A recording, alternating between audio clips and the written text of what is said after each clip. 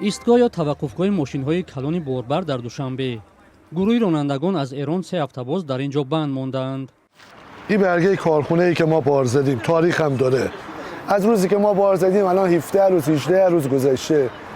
اینجا هر چی از این دفتر میپرسیم کسی جواب نمیده به ما.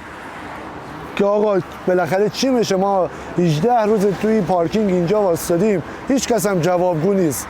این و راننده‌های دیگر از ایران با سبب نپرداختن حق ایستگاه و نداشتن سندهای گمرکی اجازه عبور از گذرگاه سرحدی را ندارند. بر اساس مقررات خرج گمرک و پول توقفگاه بر عهده صاحبان بار بوده است، اما راننده‌ها ادعا دارند که آنها را یافته نمی‌توانند.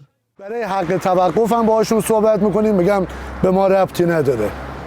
میگیم آقا ما الان اینجا خوابیدیم باید به ما حق توقف بدی. کسی حق توقف نمیده به ما. 15 روز اینجا واسطادیم، 18 روز اینجاییم.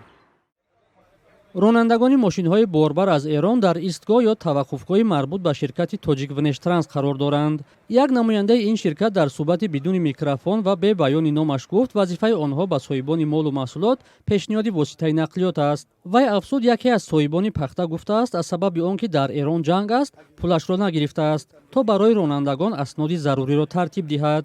با گفته رانندگان حق توقفگاه برای یک روز از 100 تا 150 دلار بوده و از 15 روز ماندن در حدود تاجیکستان برای هر روزی بعدی 70 دلار جریمه پیش بینی شده است. تا این مبلغ را نپردازند از مرز گذشته نمیتوانند. ما الان اینجا 50 تا راننده ایرانی هستیم، ترکیه هستیم، ترکمنستانی هستیم. از 5 روز 10 روز قبل عید نوروز آمدیم اینجا بار زدیم. کسی به ما داکومنت نمیده، مدارک نمیده. الان ماندیم، الان هم کسی جواب نمیده، صاحب بار نیست میگن. ما الان 20 روزه، حداقل اینجا بچه‌ها 20 روز، 25 روز، بعضیا 15 روزه هیچ مدرکی ندارن، نمیدونن چیکار کنن. دستشون هم به جایی نمیرسه. همصحبتان ما گفتند در ماشین‌هایشان پخته بار کردند که با گذشت روزها صفتش تغییر نخواهد یافت، ولی هر روزی در دوشنبه ماندنشان بر ضرر مالی آنهاست. رانندگان گفتند برای انجام رسمیات گمرکی و پرداخت‌های دیگر با صاحبان بار در تاجیکستان تماس گرفتند، ولی تلفن‌هایشان خاموش است. آنها غیر از چند شماره تلفن درباره صاحبان پخته دیگر چیزی نمی‌دانستند. ما هم با چند شماره که رقم تلفنی صاحبان بار در تاجیکستان گفته می‌شود زنگ زدیم، ولی پاسخ ندادند.